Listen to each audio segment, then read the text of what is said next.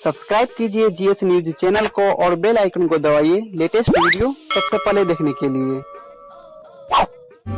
देखिए, सरकार ने कब कहा था कि हम ये स्कूल ख़त्म कर देंगे, लेकिन स्कूल तो ख़त्म हो रहे हैं। सरकार ने कब कहा था कि हम एमटीएनएल ख़त्म कर देंगे, एमटीएनएल तो ख़त्म हो रहा है। सरकार ने कब कहा था हम हॉस्पिटल सब ये स्वास्थ्य सेवाएं को ख़त्म कर देंगे, ख़त्म तो हो रही है। जागो मजदूर किसान, हर मेहनत कश इंसान, काले कानूनों के खिलाफ शुरू हुआ संग्राम।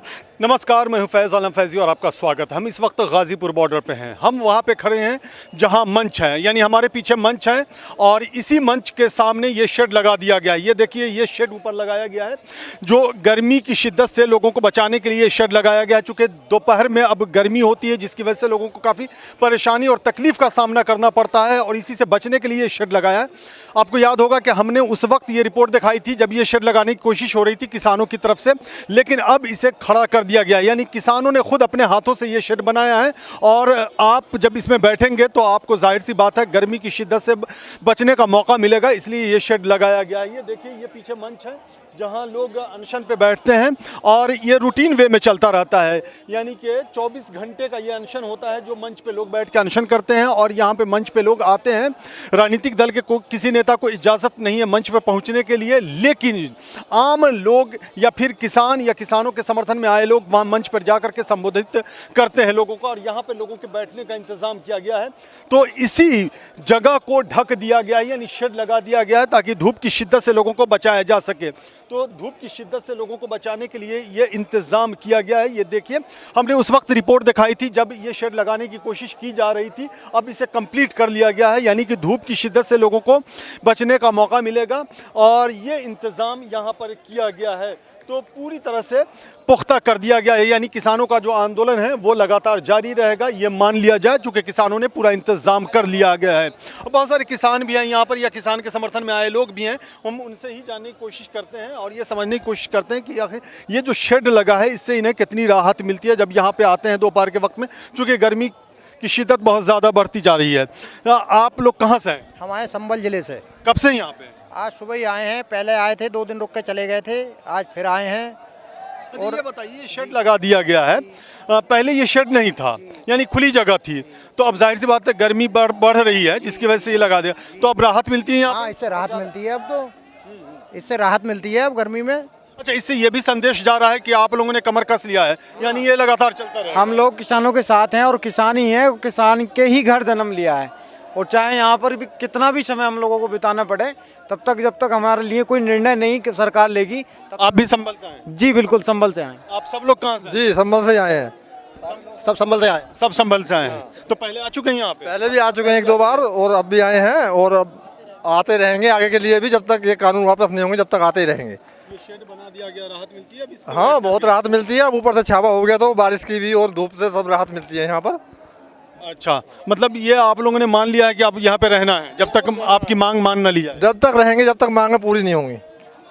बिल्कुल बैठे रहेंगे आप लोग? बिल्कुल बैठे रहेंगे। चलिए, जी जी, आप कहाँ से आए? मैं बहादुरगढ़, हरियाणा। अच्छा, हरियाणा से यहाँ आए? हरियाणा से। जी, आप यहाँ पहले आ चुके हैं या पहली बार आए हैं? मैं हमेशा यहाँ आता रहता हूँ और मेरा दरअसल टीकरी मेरे नज़दीक है, तो मैं टीकरी पे भी रहता हूँ, फिर यहाँ भी आता हूँ, दोनों जगह मेरा आना जाना रहता है। मतलब मैं तो इससे पहले जब आए थे तो ये खुली जगह थी, यानी मंच के सामने जब आप खड़े होते थे तो धूप का भी एहसास होता था, ठंड का भी एहसास होता था, अब ये शेड लगा दिया गया है। जी जी जी जी जी, ये शेड बहुत ज़रूरी था, और क्योंकि धूप इतनी तेज़ है कि उसमें वो फिर अदरवाइज़ भी अनईज़ी होता है और सही से मीटिंग भी कंडक्ट नहीं हो पाती है। मतलब तैयारी पूरी कर ली है आपने? देखिए, तैयारी हमारी इसलिए है कि सरकार टस से मस होती दिखाई नहीं दे रही।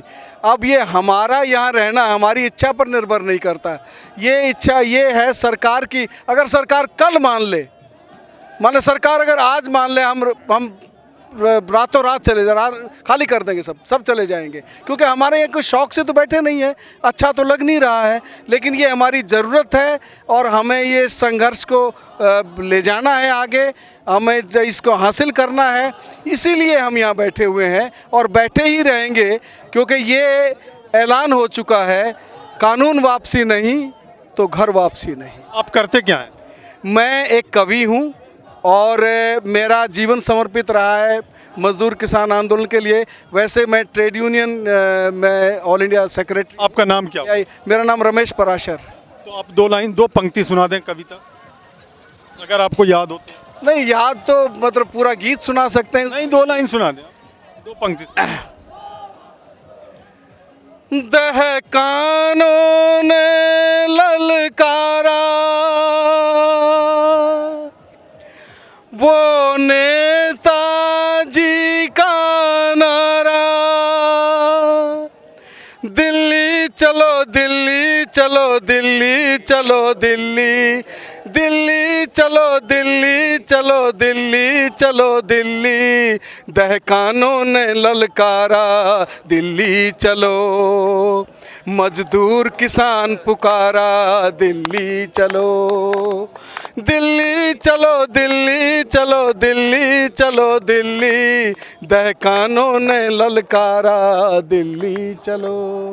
दहकानो मतलब किसान, दहकान माने किसान, दहकान माने किसान। दहकान। तो आपने सुना, ये इन्होंने गीत वाले अंदाज में सुनाया, दहकान मतलब किसान, दहकान जी। और एक और गीत मेरा है वो इसी के लिए। जागो मजदूर किसान,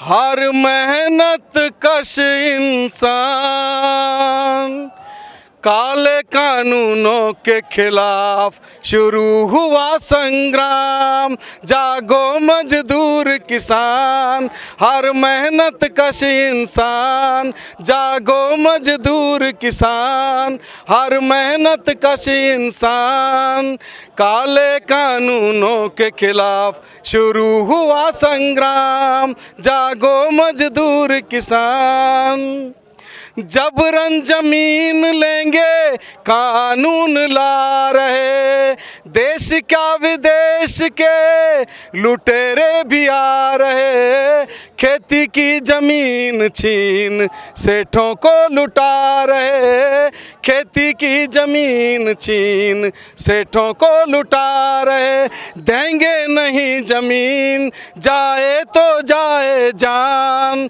देंगे नहीं जमीन जाए तो जाए जान, कुर्बानी के जज्बे से जागेगा हिंदुस्तान, हिंदुस्तान हिंदुस्तान हिंदुस्तान हिंदुस्तान, जागो मजदूर किसान, हर मेहनत कश इंसान, काले कानूनों के खिलाफ शुरू हुआ संग्राम, जागो मजदूर किसान, अन्नदाता अन्न को तरसे ये कैसा विधान है, अन्नदाता अन्न को तरसे ये कैसा विधान है, आत्महत्या को मजबूर होता क्यों किसान है, सरमाए की सेवा ही क्या सरकारों का काम है, सरमाए की सेवा ही क्या सरकारों का काम है, बदलेंगे अब ये निज़ाम ली मेहनत कश ने ठान, बदलेंगे अब ये निज़ाम ली मेहनत कश ने ठान, दूर हटो काले अंग्रेजों जनता करे ऐलान,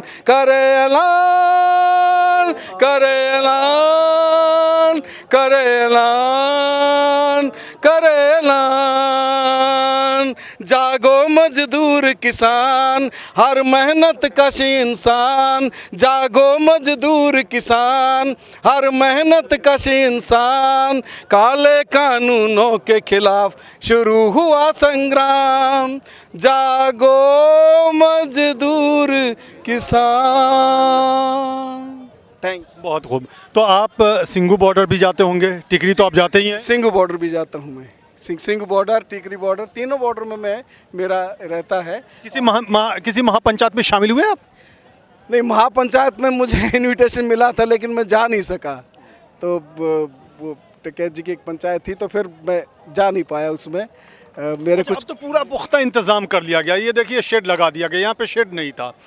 मतलब ये एक मैसेज भी है, क्या ये मैसेज माना जाए? क्योंकि आपने जब ये शेड लगाया तो ये मैसेज दिया सरकार को कि देखो हमने तैयारी पूरी कर ली है, पीछे नहीं हटेंगे। कि ये मैसेज तो लाउड एंड क्लियर है। जब लाउड एंड क्लियर ये है कि हम देखिए, आप यहाँ किसी भी बात से बात करिए, वो छोटे बच्चे से लेके आप 80 साल के बुज़ुर्ग से बात करिए, उसके मुंह से आप एक ही बात सुनेंगे, कानून वापसी नहीं तो घर वापसी नहीं। और जिस तरीके से सर्दी के 1 डिग्री टेम्परेचर, बारिश, उसको सहा, उसके लिए इंतज़ाम किए, कंबलों का, गीज़र का, तमाम तरह के इंतजाम किसानों ने अपने लिए किए। तो अब हम जानते हैं किस तरीके का सीज़न आ रहा है। गर्मी का यहाँ तो 45 डिग्री तक टेम्परेचर चला जाता है और ऊपर से तारकोल की सड़क, ऊपर से खुला आसमान, कोई इतना हरियाली भी आसपास नहीं है। ये तो कंक्रीट का जंगल के बीच में हम यहाँ बैठे हुए हैं। तो इसके लिए ये इंतजाम करना बहुत ज़रूरी था। अच्छा, आप चूँकि इस आंदोलन में जुड़े हुए हैं, बीच में रोकना चाह रहा हूँ, क्षमा चाहता हूँ। आपने अपनी कविता जो सुनाई उसमें एक लाइन आपने बोला कि ये ज़मीन हम नहीं देंगे चाहे अपनी जान दे दें। ये क्यों कह रहे हैं कि ज़मीन, सरकार तो कह नहीं रही कि आपको आपकी ज़मीन हमें लेनी है, फिर क्यों कह रहे हैं आप ये? देखिए, सरकार ने कब कहा था कि हम ये स्कूल ख़त्म कर देंगे, लेकिन स्कूल तो ख़त्म हो रहे हैं।